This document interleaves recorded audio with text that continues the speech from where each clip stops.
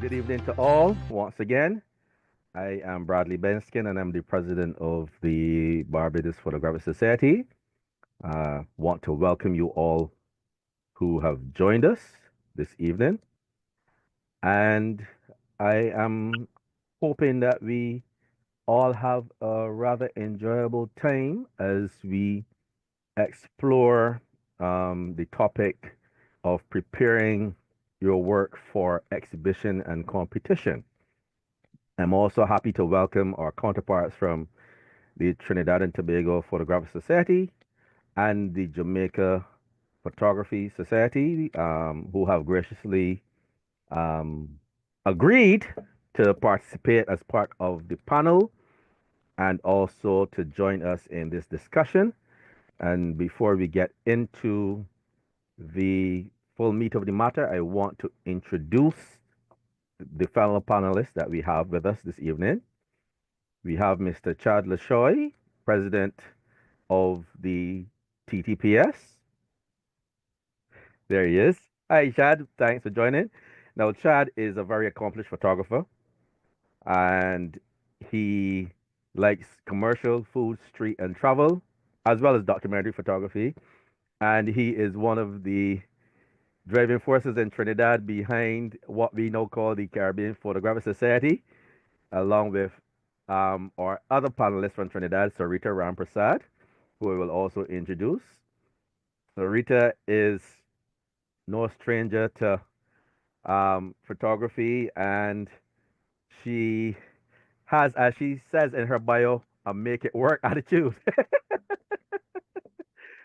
So I can tell you that we have had some very good interactions over the past, 3 years or so since we've started to do Caribbean Photographic Society stuff. And That long. Wow. hmm? I didn't realize it was that long. Time flies when you're having three fun. 3 years, oh yes.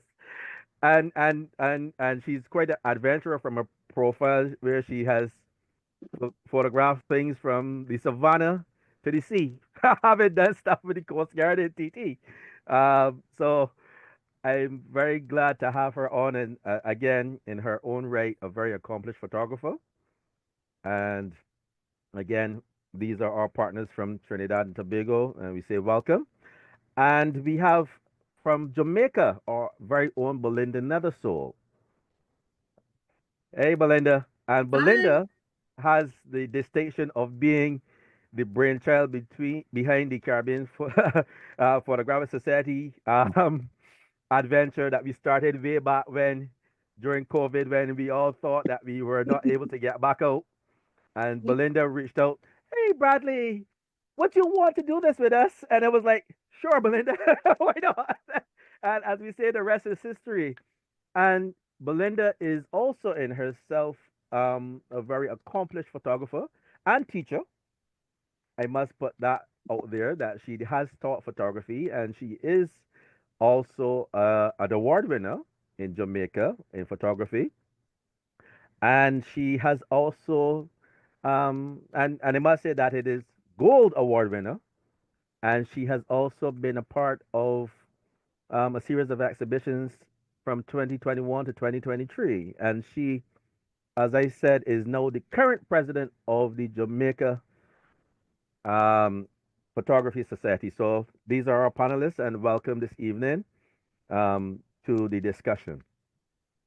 So the topic this evening is preparing for exhibitions and competitions. And as we say, we can say ladies go first. And I really want to go down south and start with Sarita. What would you want to impart to our um, the others on the call or audience this evening as it relates to preparing for competition? Okay, so I think you have to distinguish between a competition and an exhibition. And even with exhibitions, you have to distinguish between a solo exhibition where you would have complete control over what you output, and a group exhibition where you'd be part of a collective and you'd probably have some sort of cohesive umbrella that you have to work under.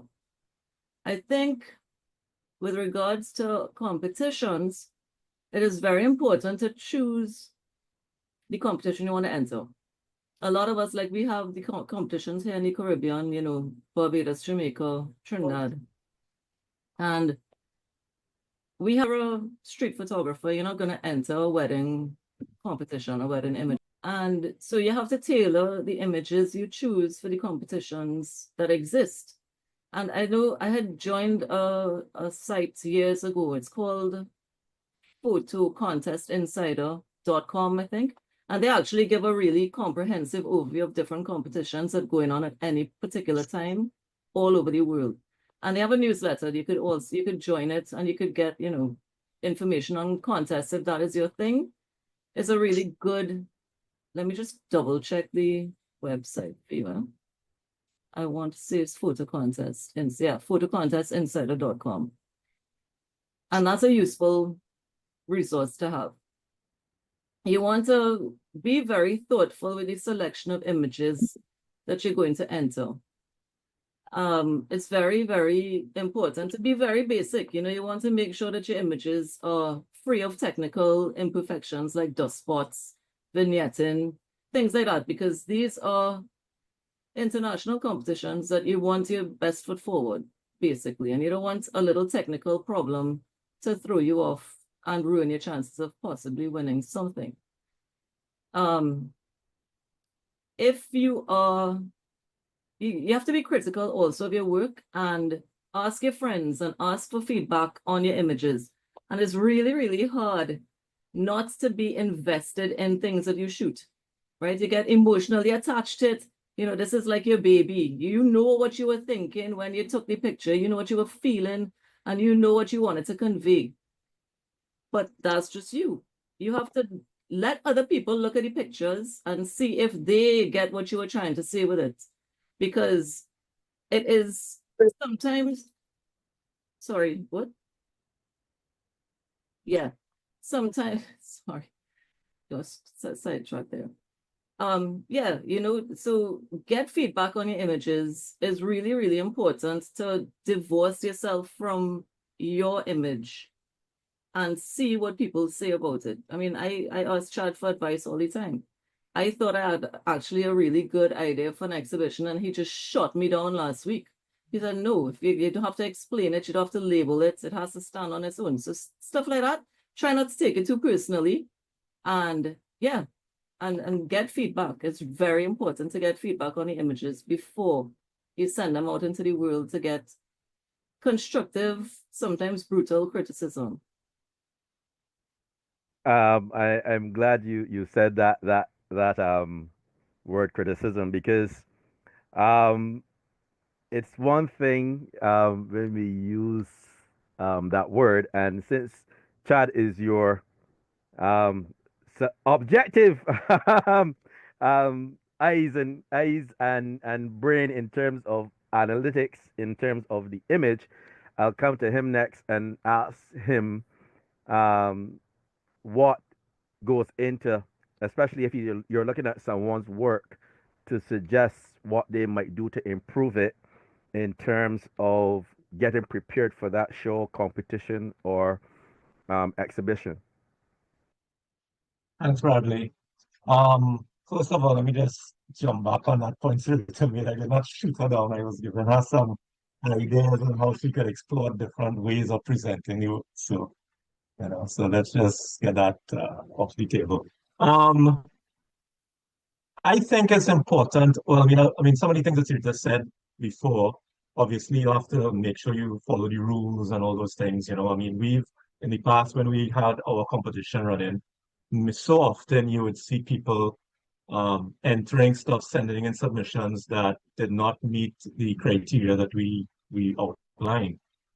In terms of, I mean, sometimes it was subject matter things, sometimes it was issues of technical things like the size of the images or the labeling of the naming of the images. So all those things, I mean, in very strict competitions, your submission would just get thrown out. In our case, many times we would contact people and try to coach them and say, hey, you need to rename this, you need to resize this, and so on. One of the things I think I mean, before getting into what you should do, I think it's always important to consider what you're trying to get out of entering a competition or hosting an exhibition. Um, I think that really dictates how you approach the thing. Is it you're trying to get photo sales? Is it you're trying to say something with the work you've done? Is it that you would just want to win a competition to say that you won a competition? Are you trying to get the prizes? Are you looking for exposure? You know, so there's a lot of things that go on behind the motivation of what you're trying to do. And I think they all indirectly and subconsciously impact on the type of work that you end up submitting. Um, there's different types of competitions as well, you know. So um, is it a standalone image that you're submitting, or is it a series of images? You know, and then when you talk about a series, there's the whole um, there's the whole aspect of it with regards to a cohesive series.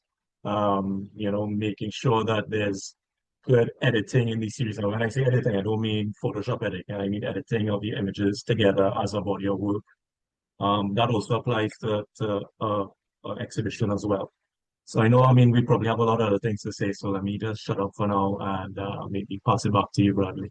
Well, thanks for that insight, Chad. Belinda, we come up north to you, and I know that Jamaica um, is the hub of creativity and competitions and all sorts of things going on. And recently, I had the privilege of having been asked by you to judge one of your competitions. And I can tell you that it was one of the more difficult things I've had to do in my photographic journey because I've always been the one on the receiving end of the critiques and or discussions around the work. I've never had to be the one that had to sit down with the rubrics and go into all of the fine details and such like. And you reached out and said, "Hey, would you do this for me?" And it was one of the scariest, and particularly knowing that it was blind, but then seeing some of the photographers who I know very well, um, and then having to kind of face the music, so to speak, with my delivery. But thankfully, y'all were kind to me. So, can you? And I know you run monthly competitions. So, can you tell us what you do in Jamaica in order to make those competitions happen, and also to get your engagement going? Well, thank you very much, Bradley, for being a judge. I'm coming to Trinidad next. So, Chad and Sarita, giving you a warning from now. I'm going to be asking you guys to be judges later down in the year. All right. Just to piggyback on what both Sarita and Chad were saying, I prefer the term critique as opposed to criticism because it's a little softer, right? Also, I think when you are choosing images for a competition, get feedback from people that you respect who actually know what they're talking about. Because I made the mistake when I was first getting into photography. I was asking everybody, all my friends, do you like this? Do you like that? And everybody is like giving their 2 cents and opinion. And sometimes when you're emotionally connected to somebody and they say they don't like something, you might not necessarily have the best reaction because it's your baby. You know what I mean? As Sarita was saying, you know the emotions you were having when you were taking the image. You know how you're feeling, what the story is behind the image, right? So when somebody turns and says, oh, they don't like it, but then they can't say, okay, this is why I don't like it, or give a constructive criticism as to what doesn't work with the image, then I think it's detrimental to you trying to get better as a photographer. So choose somebody who knows what they're talking about, choose somebody who actually has experience, and somebody who you don't have an emotional trigger with that can actually assist, right? And I think both Chad and Sarita said this. Also, museum pieces, art fairs, gallery exhibitions, competitions are all different markets. So you have to choose your pieces based on what you're trying to accomplish, right? I think as Bradley said, work backwards, right? What is it you want to get out of it, right? And then work backwards.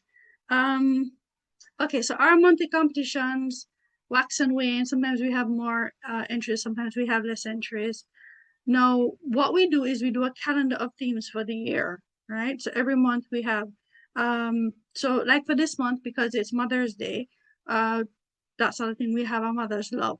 So hopefully we'll get entries based on a child and their mother. And then Father's Day, same thing, right? So we're trying to do thematic stuff that is relevant that we can actually get searched on, right? So that's part of it, social media, right?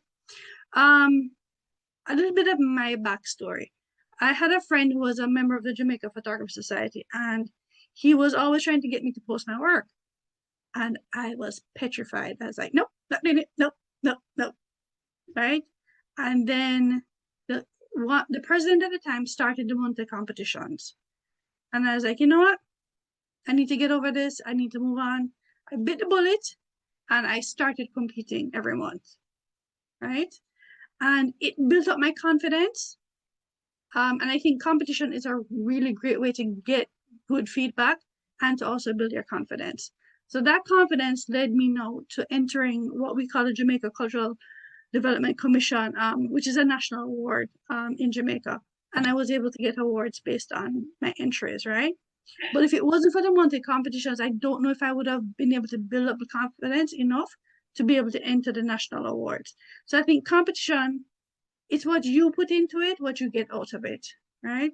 And fail faster, right?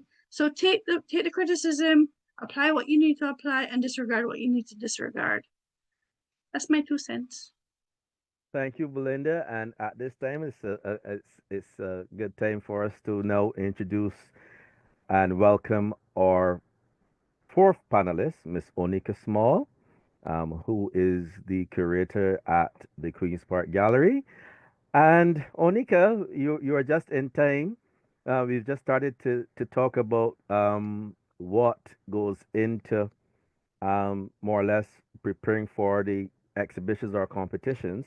And both Chad and Sarita were talking about being able to know the work and being able to understand the purpose for the exhibitions, and also to understand where the work fits and what you want to get out of it. Belinda reiterated that.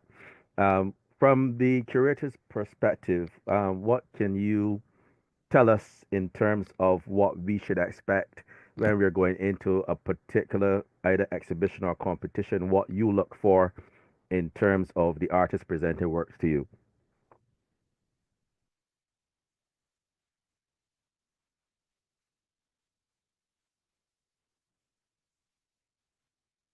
Oh, hi, good evening, everyone. Can you hear me now? Yes, we can. If you want, you Um, can turn your camera on. If not, you can remain I off. I am not certain how to do that, to be honest. I so so, so forgive me, forgive my lateness. I sincerely apologize. Totally Um, understand. for for exhibitions, there are a variety of ways that we will garner work for competitions. So each exhibition tends to have its own varying rules for competitors to enter. One of the things that we will find happening is that as artists and creatives, we maybe not sometimes take the time to read through the list of rules. So it's very important for us to really read the criteria and know what it is that's being asked. Because if we don't, as artists or even as the administrators, if we don't get that information, then we can't actually curate or select work properly. So one of the things that we have been doing as the NCF recently with especially our NIFCA exhibitions, after COVID was having them the first round being done online. And that process, we need photography. So a lot of the times we will facilitate artists or not necessarily photographers, but the artists in terms of being able to get photos that are of a particular standard. Because if your photo is not of a particular standard, then you're not able to accurately or aptly represent what it is you are actually submitting. So that's a very important step for us to make sure that as artists, creatives, that we have really high quality photographs for selection for a lot of these calls. A lot of calls are not about you bringing in the work. That is always for us a second stage.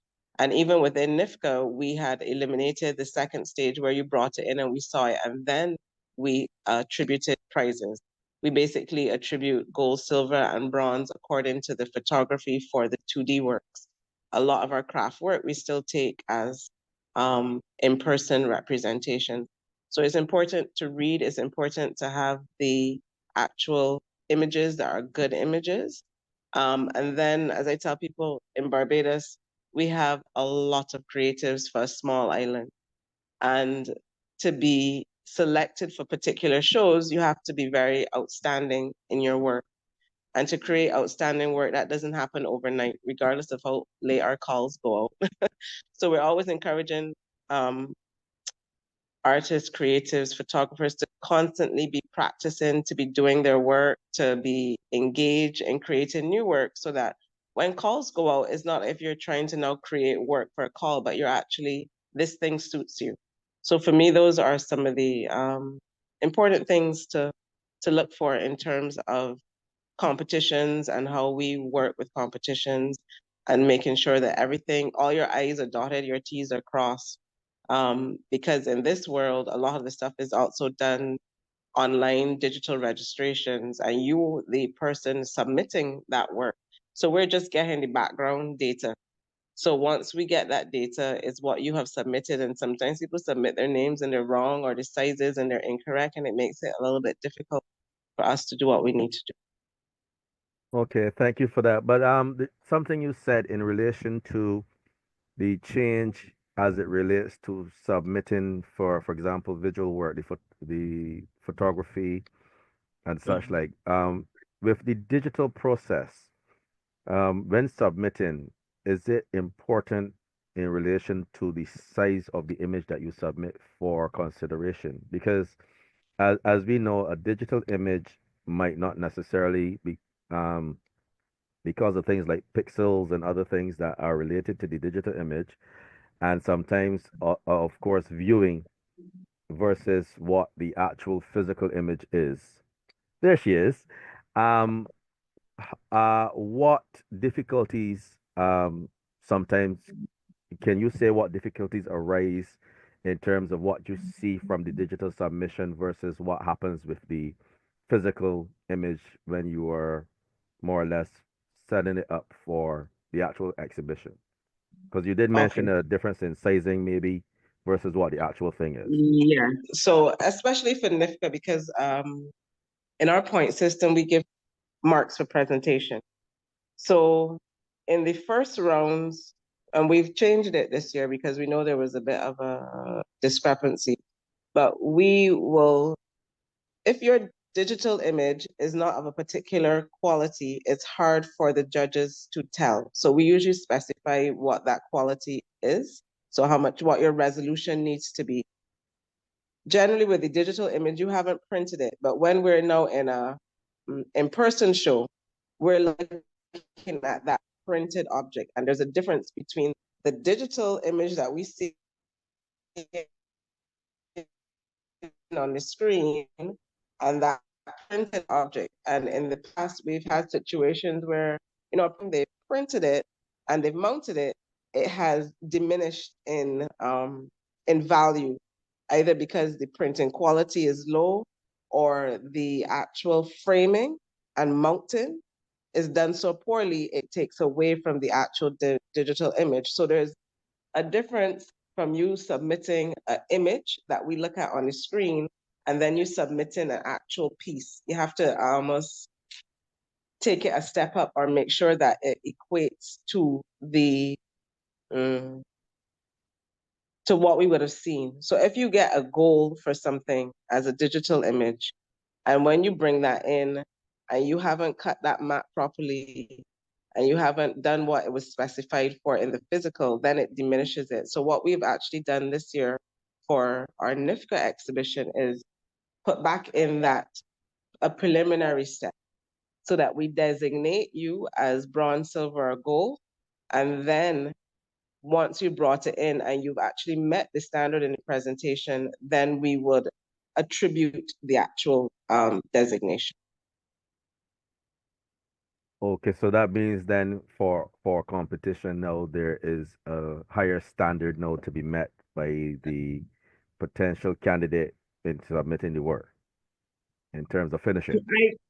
Correct. That was one of the things that our judges had noted over the last 2 years, that that was an issue, that people were getting a bronze or silver or gold, and when they brought it in, it was like, oh no, it's a nice image, but they didn't execute that final stage properly. So yes, it's important to keep it across boards. And one of the things I find with the Barbados Photographic Society and working with the Barbados Photographic Society and the members is that they're always very willing to give advice in terms of how to actually finish the presentation, what places to go to get that best presentation. So Thanks for that. I see a hand for Belinda. Hi, hi, yes, Belinda. You have something that you can add there? You're muted. You can unmute. Sorry. I was just saying for our national competition, the JCDC competition, I think they have 3 rounds, which is initially it's the digital, which they implemented, I think, when COVID happened, right? Secondly, it's the printing, right? So if you're accepted for the second round, you print it. You don't have to frame it. You don't have to do anything, right? Just print. I think the third one now is printing and framing. So the third is 3 or 4 rounds, but they do it in stages, incrementally. And then, but you don't know what award you're going to get literally until you arrive on the day to accept your awards. So they don't present the awards until they get the final thing in their hand. So it has to be printed and framed or mounted or however it is you want to present it. You also have to, one thing to emphasize is make sure that when you're doing it, that they can mount it. So whatever it is you're displaying the piece as, artwork as, make sure that it can actually be mounted on the walls, because if they don't have, if they get it and they can't mount it, it ain't going up, right? They can't do anything with it, right? Because we actually, our JCDC competition is coming up in June, and we had the person who's in charge of it present with us last month, yeah. And he was basically reiterating. So please, he was saying, make sure, as Anika was saying, choose your paper properly. Make sure it's mounted or framed properly. All of those stuff to present it properly. So when the final judging comes, you have a finished, excellent piece for them to judge, right? You don't want this beautiful thing on digital, and then when you're presenting it, you're like, the red is too red, or the blue is too blue, or the frame doesn't match the picture, the photo, or it's not mounted correctly, so we can't put it in the exhibition. All of those things you have to take into consideration. And you might even want to print on metal, or you might want to print on acrylic. All of those things for us is possible. So do some exploring, choose the printer that you want, the test prints, because when I started printing as well, it's a whole language unto itself, right? Printing and so forth. I sent 2 images, one, the black, it was like a monochrome image, and it came up black. And I had to go to the printers and say to them, okay, this needs to be fixed. And then another one was too red, and they had to fix it. So every time I deal with a printer, I either try to, if it's for, especially if it's for a competition, do a test print or tell them, okay, please adjust the colors accordingly, so that when you get back, you get the best possible representation of your work. I had one piece for JCDC. I was doing like a half. So half was in dark of his face and half was in gold. And the printer I had doing it, what I was seeing on my screen was not what he was seeing on his screen. So when he printed it and he brought it, I'm like, I don't know what this is. This is not what I asked for, right? We went back a couple of times, right? So he's like, because he was like, this doesn't make any sense to me. I don't understand what's going on. And then when he saw what I saw on my screen, he realized what was going on. So he then adjusted his colors accordingly, and I got it the way I wanted it. But you also have to do color collaboration with your screens, all that stuff. Those are little things that you need to take into consideration when you're printing. whether it's for sale or for competition or for exhibitions, all of those things need to be taken into consideration. Thank you. Okay.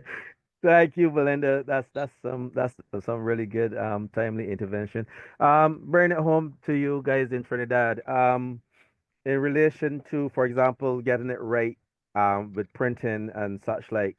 And Belinda emphasized color calibration of your monitors and also having print profiles and stuff. I mean, here in Barbados, we have some very good printers, and we have a partnership with one particular group called Color Excel, and they have graciously worked with us with Charles McLean, who's on the call, and also Hugh, to create some color profiles for us, especially when we do our exhibitions.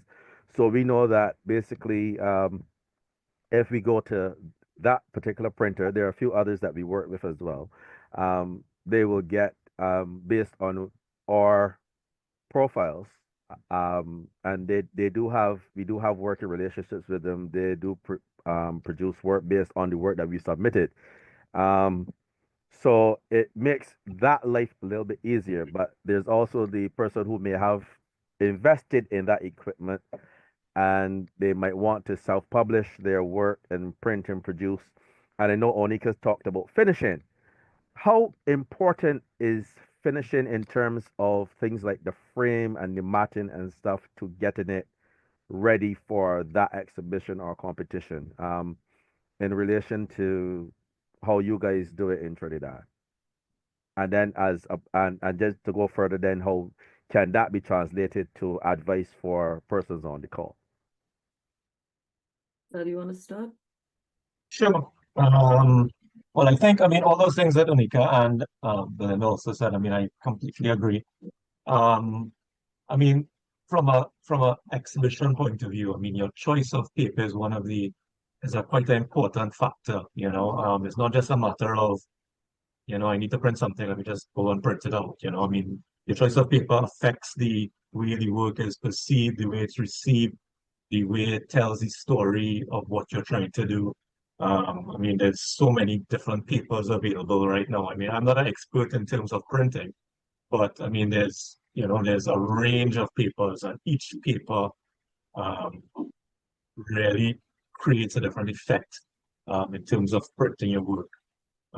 So that is a really important choice. I mean, and even things like you know, the sustainability of the paper. I mean, depending on what is the body of work that you're presenting, you know, those kind of other factors come into it. So apart from just the look of the paper and the feel of the paper and the appearance of the work on the printed work on the paper, there are other things that the kind of soft things that also could lend to the choice of your printing. Definitely the framing as well. I mean, I'm sure we've all seen competitions or exhibitions where there's a lovely piece of artwork in front of you and they just put it on like a mat board or something, and it really doesn't. I guess the question is, you have to ask yourself, does my choice of mountain add to the visual appeal of the work that I'm presenting, or does it detract from it? And I think that is what we really have to ask ourselves. I mean, a lot of times, I think in Trinidad, I often hear it from some um, maybe amateur or now beginning photographers about the cost. I mean, there's such a um, high cost to printing sometimes, you know, that it scares away people from really trying to get the choice of printing and the choice of framing that they would like to. So it's something that um, you really have to kind of strike a balance between your choice of framing, your choice of printing, and of course your costs and what you're trying to say. I don't know, Sarita, maybe you want to jump in? Yeah. So when we have our competitions, we actually combine a competition and exhibition. So we have specific guidelines with respect to framing and matting in the sense that we do either black or white mat, a certain size, no larger, no smaller, and the frame would be either black or white. So it's very simple and it makes it very uniform. And that's just for our particular exhibition and competition. We don't judge on the framing, we judge on the specific picture. And then we shortlist 100. We ask them to matte print and get ready for mounting, and then we present prizes. So nobody knows if they're going to win when they're actually at the exhibition. I would say that what Belinda said was true. Test print everything, because you have to remember what you see on your screen is not what you see on paper. Your screen is very bright, and you have to make sure it's calibrated properly. And your color profile, the most standard one is sRGB, and that could carry across, multiple media. And it's the safest bet if you're doing any kind of new printing. I mean, if you're a professional and you work in like ProPhoto and Adobe, that's a different thing, and you could deal with your printer. But it's a safe bet to have like 300 dpi, sRGB, and test print. Send it for test printing, and be very clear when you speak to your printer, because we have a couple printers we work with as well, as Bradley was saying. And they would know to look for any discrepancies or ask a question. Did you mean for your blacks to be so black and the whites to be blown out? And they would ask the question. Develop a relationship with your printer, because they could make your work look really, really good. I bought a printer years ago, and the cost of printing was so prohibitive. I actually never used it. I printed one or two things, and I was like, oh my God, I can't be buying ink for this thing all the time. And I sold it because it was too stressful. So find a good printer, develop a relationship, and yeah, I mean, if you're doing printing, that is a whole different thing, as Belinda said. That is a science in and of itself. And sometimes it's just not worth the hassle. I would definitely second that. Seek out the printers, and I mean, not at necessarily at the point in time when you're trying to do a mount an exhibition or you're trying to send something for competition. I think in the downtime in between those periods, seek out the printers, get advice from other photographers, send some work to be tested, talk to them, and as to say, really develop a relationship, and you'll find, you'll start to see and discern, who are the better printers. You get an idea of the cost. You start to understand a little bit more about the printing and what you need to do in terms of your editing, what they could do in terms of their tweaks when they're doing the printing. It's really it's really a synergetic relationship between the printer and the photographer.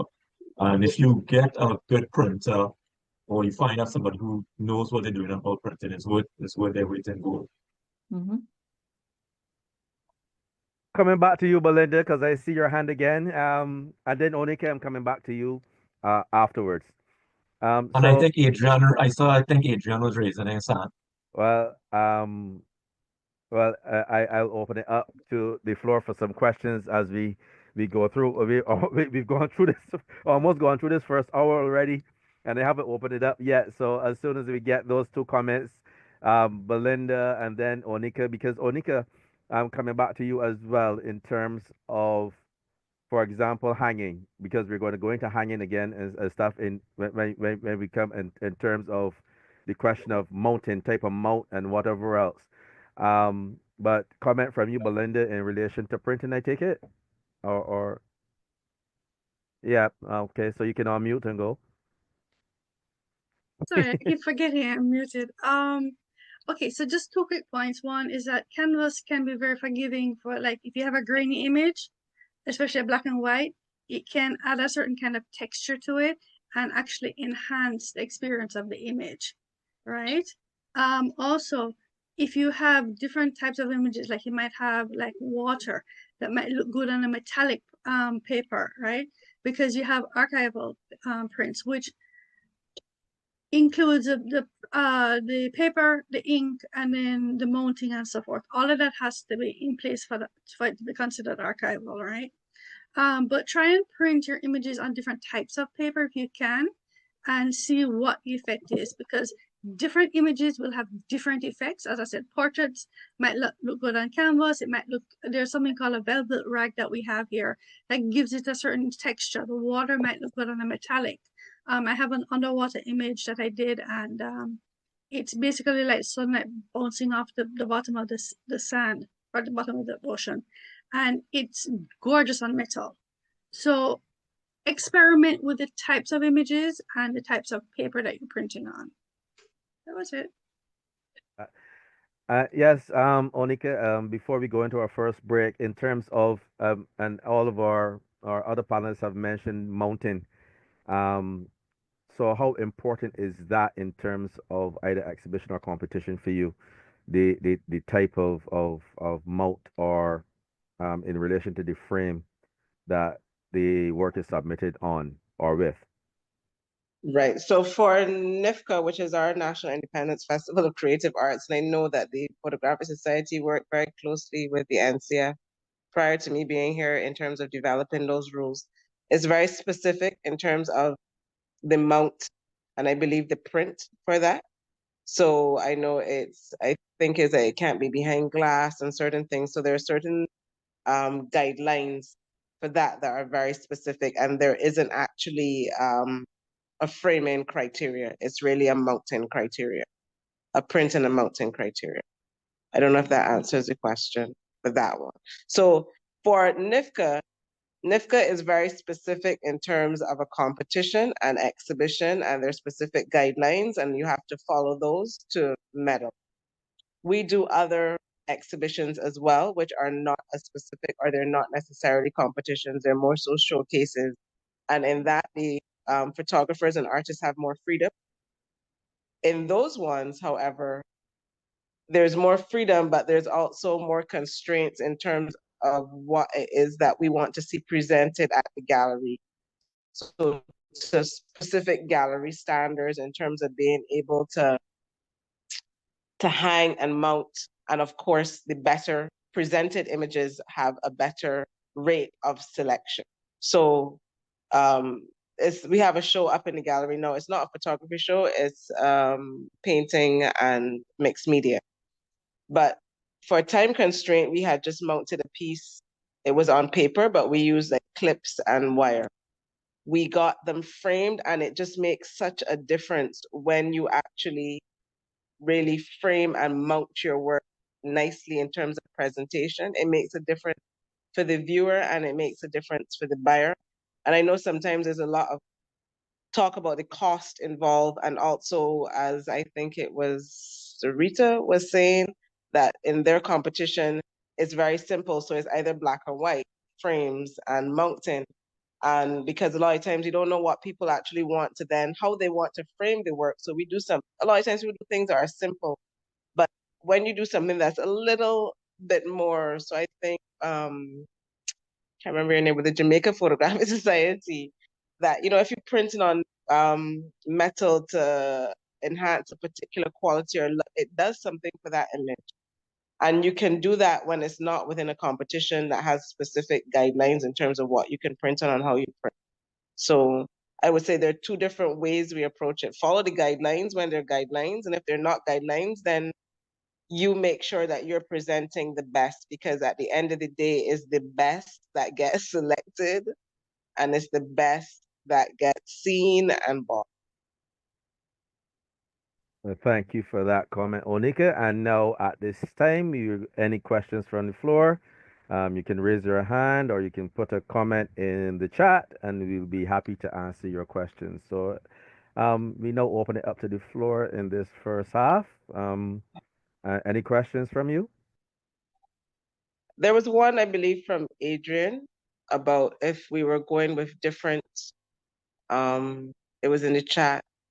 I'm on my phone, so I'm a little constrained, but about if It we was were about looking if we're at, going with other media with NIFCA in terms of canvas, glass, metal, or if you still will keep it strictly on printed paper.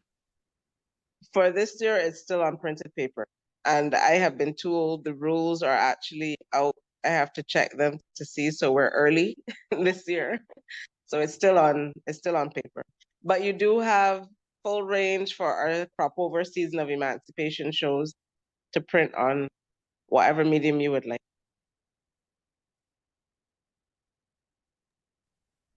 Anyone Okay, else? and the other thing is something that I've kicked around, and this is more towards the societies, because the display calibrators are so expensive.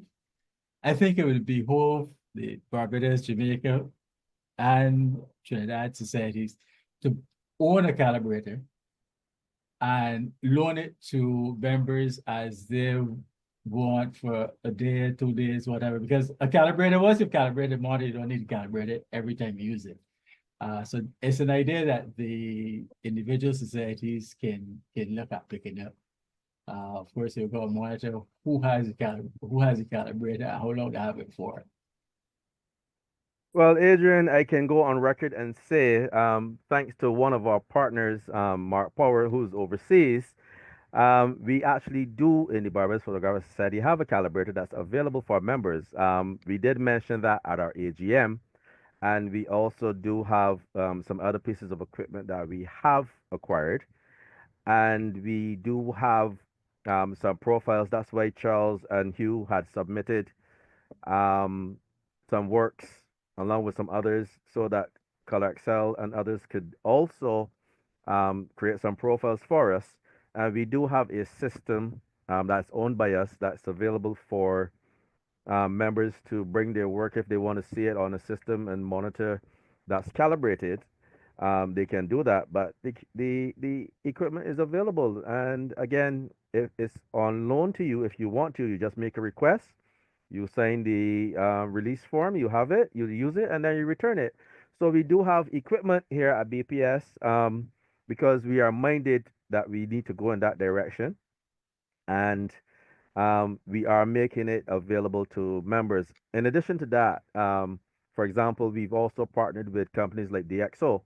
BPS has, and DxO also now offers discounts and stuff on some of their softwares to members, and they actually are willing to donate software to us for use on our own BPS systems that we own. That and if persons wanted to use that technology as well, it's available.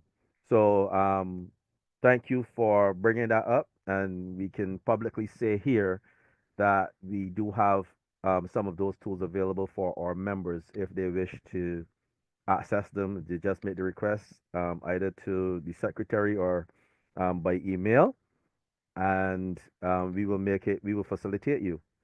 And I'm glad that you are here because I know, Adrian, that you are also in that rare air that you are an internationally exhibited photographer, having entered some competitions.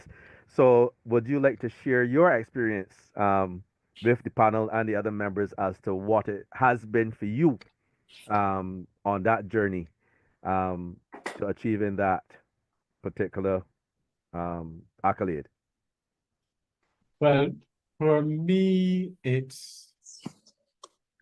is one of courage, first of all, because initially when you start entering competitions, uh, you don't get a lot of push initially, but you have to persist with it. But the couple of points, I look at this more in terms of exhibition, in terms of competitions. I've done exhibitions, I've got a couple of goals in NIFCA. But in terms of the competitions, I think it is very, very important to understand the rules.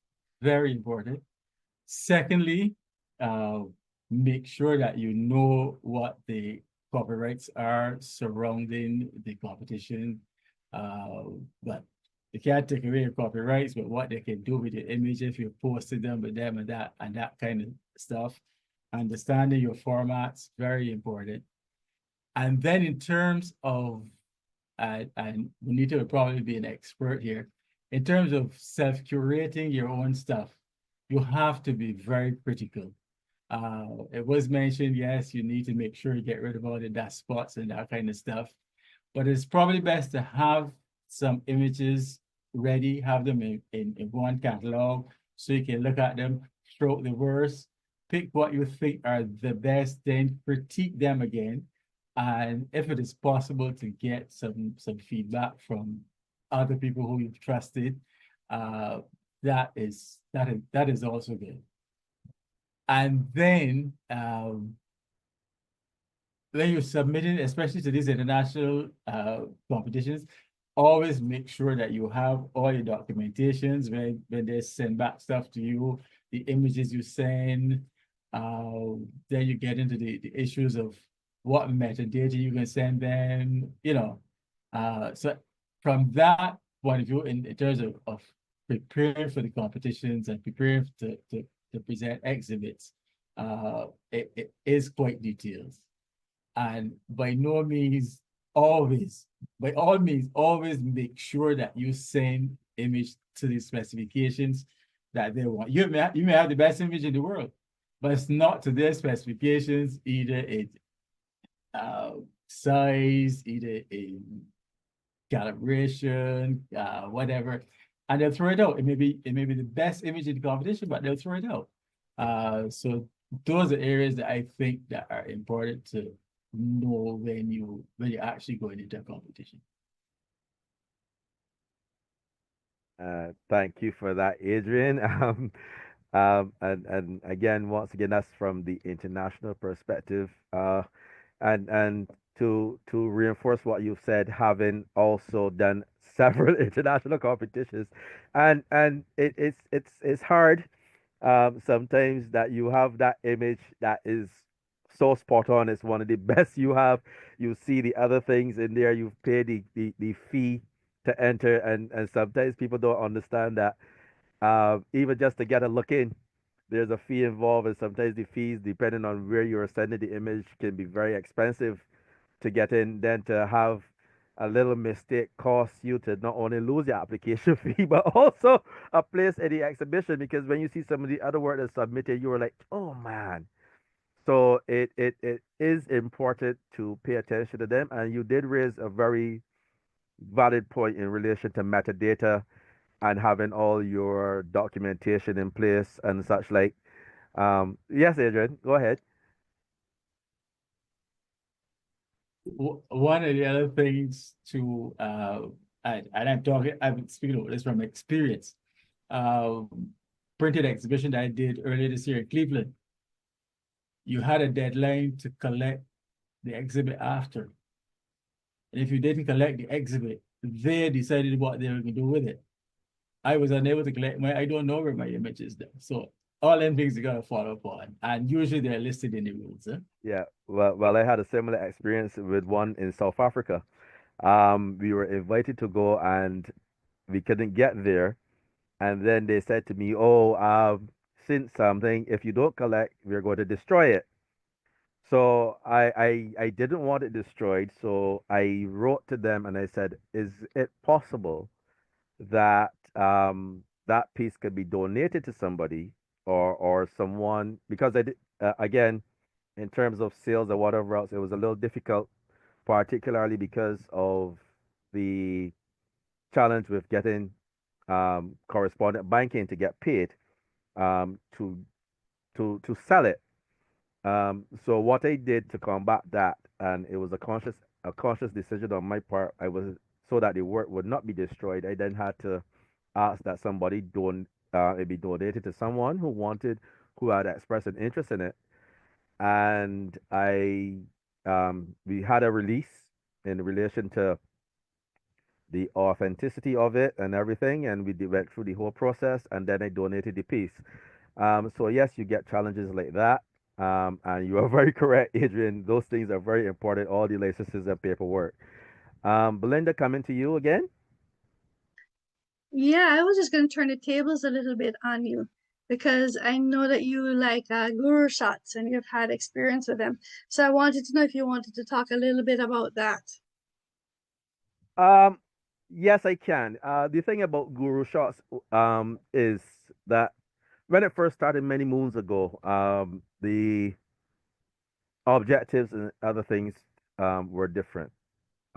It is classified as a photography game where members can put up their work, and it's a way to gauge yourself against photographers internationally, worldwide, and such like.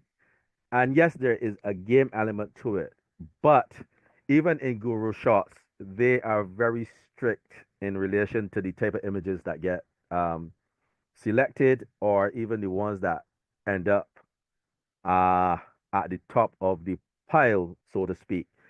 I've had experiences where I submitted very good portrait styled images. Um, Content was good, framing was good, color was good, and when it came down to voting, it finished near the bottom of the pile because one thing that particular because what happens is you have photographers called gurus. Those are people who have worked themselves through the system because it's a tiered system. As you get better and you get more votes because it's almost like peers and or other photographers who vote on your work. So when you put your work up, it is voted on. The guru also has the opportunity. That's the host of the competition has a vote, and that vote can make or break you. However, they also have specific criteria within that competition as to what is the theme, what types of images you should submit. So if you are seeing color, don't put in a black and white, don't put in a monochrome. You need a color image. It has to fit the theme, and then it has to go through the scrutiny that at some point the guru sits down on a computer somewhere and they go through all of the images. So that when you see, say, the best 100, they go through, then they will pick best image regardless of how many votes you get. You can have an image and they look like it was going to finish. They will go through, they will look at all the images and then they select from those images. And then after that, it goes to a panel, and then the panel will say, you know what? Because again, they partner with magazines, they partner with galleries, they partner with all over the world. And the gallery will then have a curation team, and they will go and look at the image, and then they will decide whether or not they want to select you for print in gallery or if they want to select you for digital display. Um, Oftentimes, when I've been selected, there are images that I thought would not have placed, and but I did meet the criteria. But when I looked at some of the work myself, the other work, I'm like, I'm going up against these, and it was like, then you get the email, and because you don't know, and oftentimes it's at your own peril, so to speak, because in order to be selected for exhibition or competition, you have to pay an application fee, and there are tiers of competition with them. So there's a regular competition where you pay less than $10 for the application. That's for one image for that competition. Huh? But then there's something they have premium exhibitions like they do Birmingham photography show where they showcase, and then they go to Coningsby in London, and those can run you sometimes maybe um, almost $20 just for the application. So when you put in those applications, there's no chance that you know you're guaranteed to get in. Uh, so you put yourself out there, you put your work up, and then you hope for the best. And then oftentimes, sometimes you don't even know if you've won, you've placed, or anything. You would know, well, the image did something. Then sometimes you get an email. I mean, I remember when I got South Africa, when it was asked to submit the work and it was invited to the exhibition.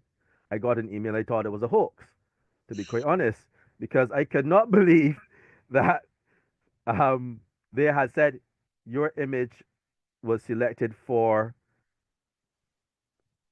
um, print and exhibition in the gallery. And then I had also had another exhibition selection for um, I think it was either Stockholm or Portugal. And we were invited. They were doing the launches virtually, well, hybrid. So if you couldn't go, you were invited. And because I was from Barbados, it was so unique that they had me up on a wall. So it was a digital display, but they had it projected on a wall. And I mean, again, that was scary because I had submitted a high resolution image, thank God. But then to have the image projected on the wall, obviously, on a projection with the size and whatever else, it was a little bit scary. But again, because you met the criteria, it made it a lot because they do call for the high resolution file and they do call for the metadata and they do insist that you are the owner of the work because one of the things they are very hard against is plagiarism. So you cannot pretend that your work, if you know it's not your work, and they do check. They check the metadata, they check the access data, they check to make sure that your image isn't anywhere. I've seen images taken down and photographers banned from the platforms because of plagiarized work. So, from my experience, just like Adrian, you have to make sure that all your I's are dotted and your T's crossed to ensure that your work, even though the quality may be good, is authentic and that you can prove that it's yours. Because once you are in that category, you kind of find yourself, especially in the international arena, blacklisted against. So I don't think that you can then jump to another competition because, again, the industry is the industry and they talk. So um, again, we have those things to really think about. Um, so I hope that that did you a little bit of justice by turning tables on me a little bit, um, and that I've clarified a little bit more. I want to at this time though, if there are no more questions from the floor, to once again, Adrian is also a panelist, and that's why I asked him to weigh in. But I also have Mr. McLean here, Charles McLean, who is a WPPA alumnus and established photographer himself, who can weigh in on aspects of that because he himself has been exhibited and he has the distinction of being one of two photographers whose work is now sailing across the world on the Argentine ship Libertad, having been um, selected to represent the Argentinian ambassador here when that ship called in at port in Barbados. So, Mr. McLean, if you're on with us, your mic is on. You can turn on your mic and camera, and I would ask you to weigh in at this time and give some of your thoughts. Hi, good night, everyone. Thank you, Bradley. Although it would be nice to see that ship again and see those two images on that boat. But yes, I agree with everybody in relation to the exhibitions and printing and what's not. One of the main things I always tell myself, and I tell one or two other people, is try to be your worst critic. When you want to do your printing, make sure that you have, as Bradley said, all your I's are dotted and your T's are crossed. Even what I also do too, and sometimes I do it with one or two of the members in the BPS, is even show them one or some of the images that I might want to exhibit and get their full aspect or view on it before I really put it out there for exhibition. That's something you should really consider as well, because it can be very important hearing something from an experienced person, and it will help you along the way. One of the stories I got from being at WPPI, which I really miss. I really like to get back in there, get some members to come with me. But one of my first trip back in 2015 to WPPI, one of my classes was print and delivery on the book. And one of the two instructors I had, one is Rocco and Corner, Ryan Schumbury. Both of them are well-established wedding photographers out of Australia. Ryan said when he came into photography, he was thinking he was good, quality is good, pictures are good, and he sort of put his images out there for people to see in an exhibition, and not really an exhibition, my bad, contest. And when the judges got to him, they tore him up. That's what I mean. You need to get people to look at your images and give a critique on them. But when you go in competition, if they see the slightest thing, they will tear you up. And being Ryan, he was pretty young, but he thought he had a strong back. He was like a little boy. He started crying, literally started crying, but he learned his lesson and he came back and he's one of the best now in the world. So I take some of his advice. Also, Rocco, he's one of the top editors as well in Photoshop. So you need also to learn. You don't have to learn everything in Photoshop, but just at least learn the basics. Get some few pointers. Do some research. All of that you need to do to get your image on point. Even if you do a test print, like what we do here, do test prints to just to make sure everything is there. Your color calibration is on point. Once you have these things in play, then you will not have really a much of an issue. But so far, that's all I can say at the moment. Anything else, you can always ask me a question. About you, Brad? Yeah, well, before you go off, Charles, there was a question. I see Chad had answered it, but could you, for the others on the call, say what WPPA is and how you got involved originally, for those who may be interested? WPPA is Wedding Portrait Photographers International. I How I got introduced was through one of our local guys. You hardly hear him now, which is Sean Fields. He's who introduced me to it, and he and I actually he the on that year 2015. He told me he was going down. I said, well, I would take a chance in going down. Met up with him down there, and we had a lot of fun. Honestly, we had a lot of fun down there.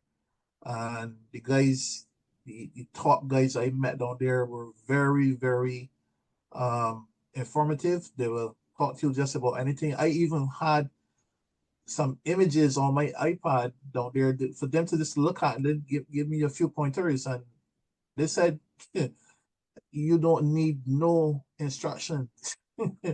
That's what they said. But of course, I still like to learn. There's always something new every day in photography.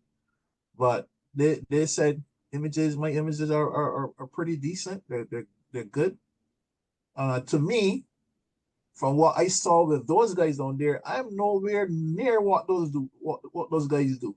And if you see what they do, is something else. Their exhibitions that they have there is out to this world. You won't believe what they can do. So, um, which inspires me to push my work further. That's what I like to do.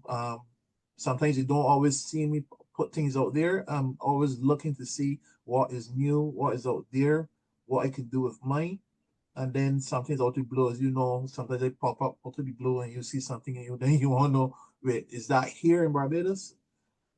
It doesn't look like here. It's, yep, it's here. But it's just the way how I do it. So that's it, Brian. Well, thanks for that. No, that brings us on to something else. Now, we've talked about the preparation in terms of getting the framing right, the colors right, color calibration, all those sort of things for selection. But we have a little elephant in the room. How do you deal with rejection? You've submitted that work, and we've gone. Adrian talked about it. Charles mentioned it. Belinda talked about it. Um, we all think that our work is the best thing since sliced bread. I mean, Charles just gave us the story where a whole photographer shed some tears because he thought he was that good, and then reality hit. How do you handle that rejection? Onika, Onika says, looks at the work, and the panel sit down quietly, and then you get that notification, sorry, you didn't make it. What would you advise persons who get those one of those letters? Onika, since you're smiling, we're going to start with you. Because I generally not always sit on that side, but a lot of the times I sit on that side. One thing I always tell artists and photographers, the space that we have to show work is finite. So there's just that amount of space that we have for artists and photographers, creatives to be. So if you know that we get 500 pieces and you're rejected, it doesn't always mean that your work was not great. It was not necessarily within that top 30, because the Queen's Park Gallery, we can generally hold between 30 or 40 pieces. When we get 400 pieces, we have to make decisions. I also think that sometimes, as was said before, a rejection is not always such a bad thing. It makes you go back to the table and think again, like how to come stronger, how to come better. And I believe in this world, it's the fittest of the fittest that survive, and that's within the creative industries as well. So that is also a thing.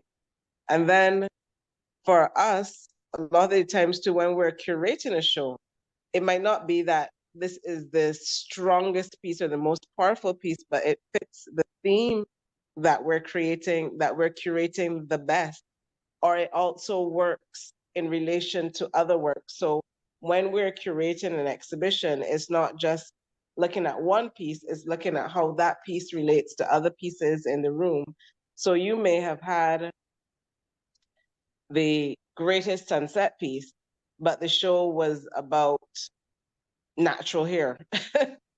So again, make sure that you know what you have entered so that when you're rejected, you don't feel, oh my gosh, I was rejected, but you didn't read the criteria or you didn't enter in the correct theme. So make sure that you know and you're in the right space. But also, as I said, don't take things as rejection. Think of it as getting catapulted to the next stage, and that you look and see how to make your work better. And don't, as I went to a seminar, don't take it personal. A lot of the times, as I said, we're curating around a theme and all of the work can't fit. We have to select not only the best, but within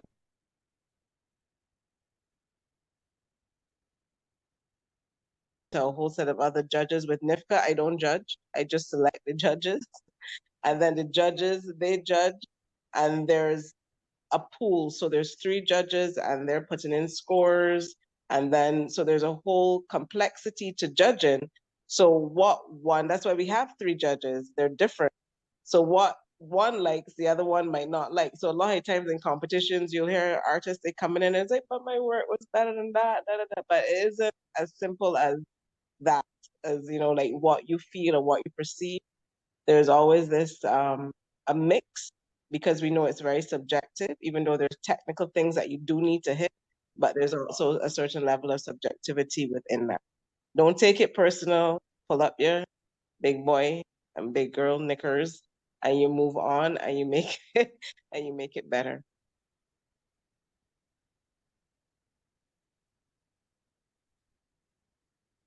You muted, Bradley. Sorry about that. Hey, Sarita, do you have anything to add in relation to those comments? Any I words of encouragement for our listeners? I would say that rejection does not only come in a competition or an exhibition arena. You could be rejected when you're looking for potential clients. I remember early on, I was into HDR. It's a very embarrassing story, but I was into HDR. I HDR'd everything, everything. And I decided I wanted to go, this is early on in photography. I wanted to go and try my hand at advertising photography. So I took this portfolio of extremely saturated, very hyper-realistic images, and I took it to a couple ad agencies, and they flipped through the portfolio because it was a printed portfolio. And they said, okay. And I never heard from them again. And I didn't understand why. Because to me, it was the best thing since sliced bread, right? Everything was just really pretty. But that's not what they wanted. Advertising companies want very realistic, unedited images because they have to work with raw stuff. So I would say research your market, understand what people are looking for when you're going to submit something to them. Because they might want, it might be like an HDR competition where anything could go and you could edit the crap out of it and it would stand. And then it could be street photography and it's a street exhibition and it is almost always unedited, very documentary, newsy feel. So I mean, HDR wouldn't go, right? So understand that sometimes the rejection is just, as Onika was saying, is just misunderstanding what the guidelines are, or not knowing, because when you start off, you don't know what you don't know.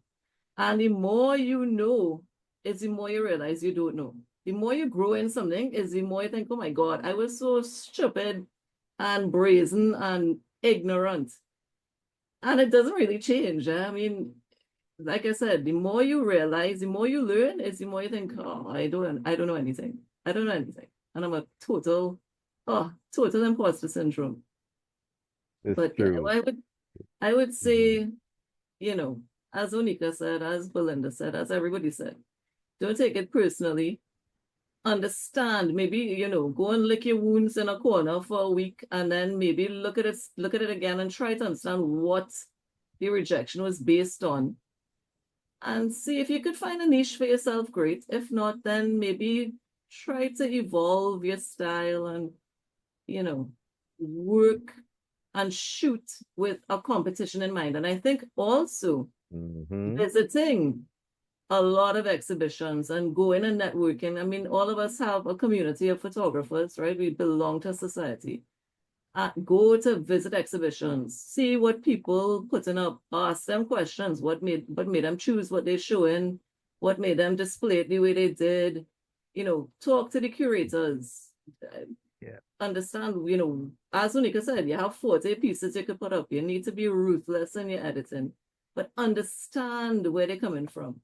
And the more you interact and the more you see, and you know, you could be like Bradley and say, but these people not as good as me, and how they reach in, you know, my work, you know, and then you could have a flip moment and say, well, you know, Oh yeah. my work is Oh better. yes. Yeah, you know, so Oh yeah.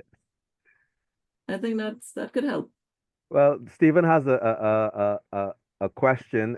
Stephen, I would love you to speak out on mute and ask your question of the panel, and see who can answer it for you.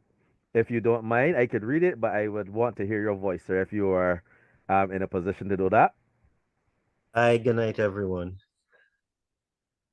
Good night, sir.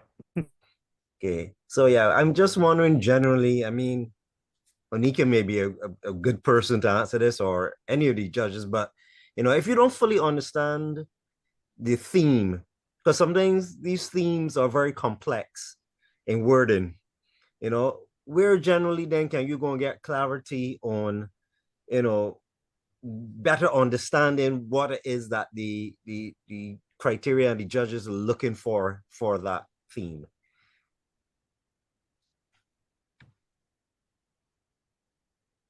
I could probably just jump in.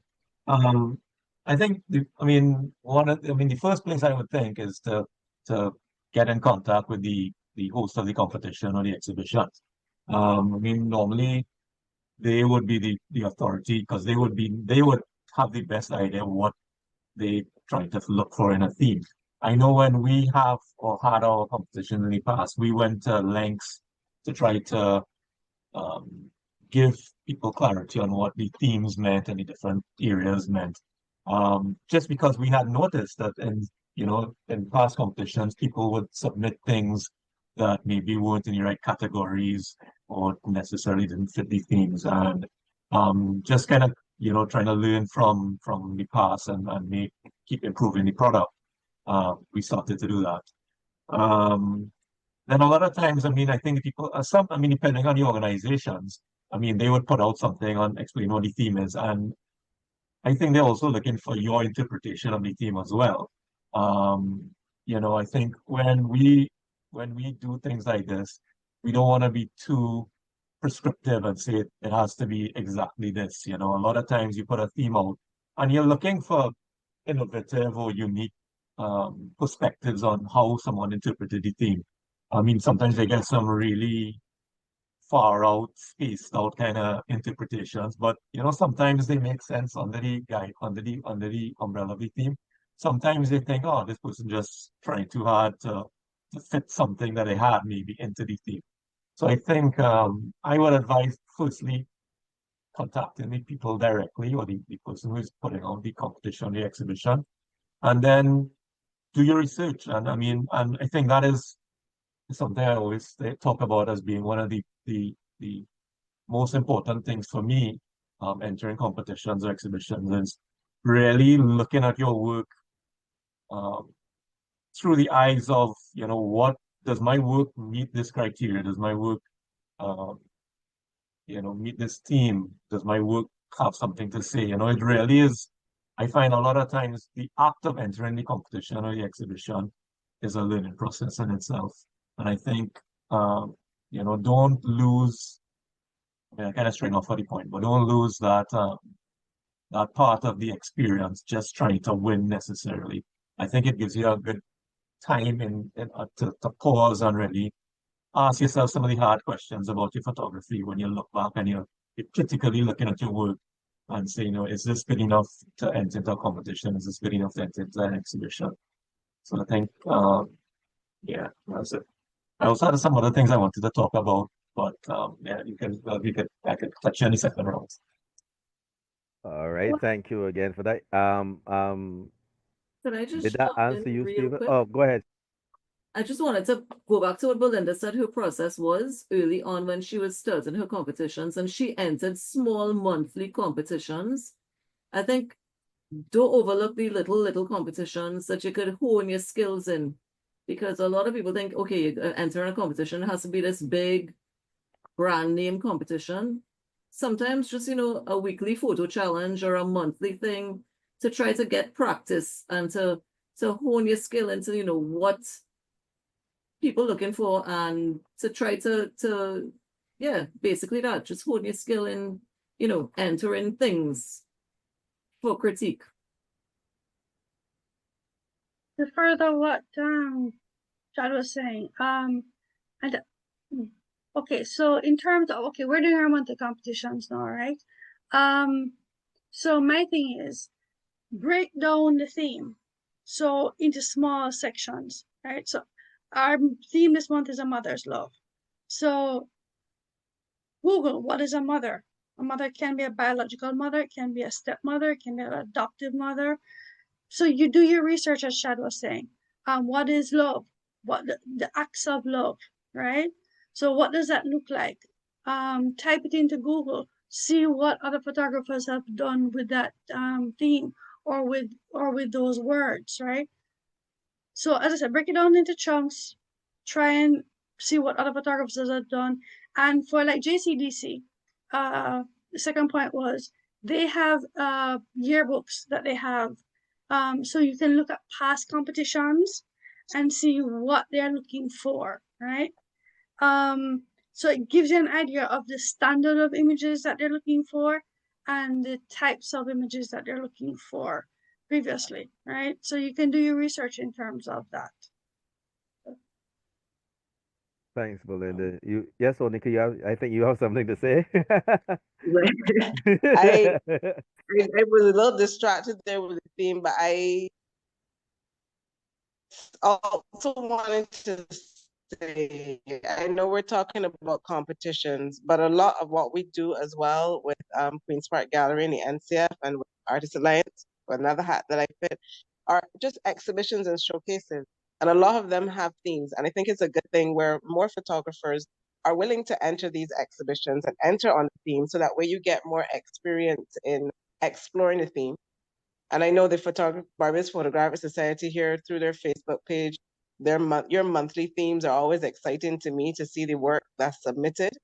But then I'd also like to see more photographers enter just what is our mainstream fine art exhibition, and there'd be less of a divide. And I think that would help in terms of garnering experience about submitting work about themes, but also having feedback from other creatives as well, so that you're not just looking at photography. Yes, it's photography in a silo, but just across being a creative industry, take part in the different exhibitions. I know Hugh is good at it and Bradley is good at it, and then we get others for NIFCA, but I think more photographers need to participate in the just general theme shows that we have in Barbados, and don't feel so reserved about it.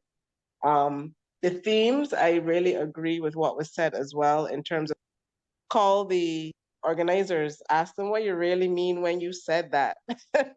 A lot of the times it could seem very convoluted. What is it you're trying to get at? But also, I really like the creativity that comes from the individual creative in response to the theme.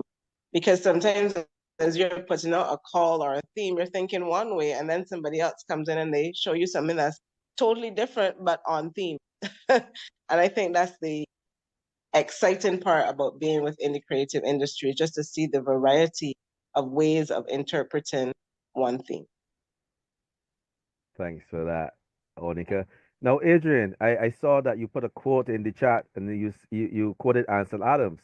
And I know that Onika, when she made her opening remarks, and thanks for that. She said, don't wait until competition week to start looking for images.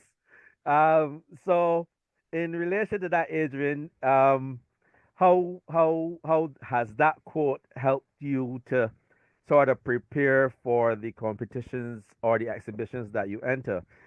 And again, with that in mind, um, how far out do you start to prepare or think about um, thematic entries based on your style of photography?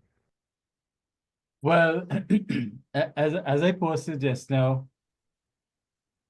I think you should always have the this offer is there now. Have a catalog where you, Ansel Adams said 12 in a year is a good crop.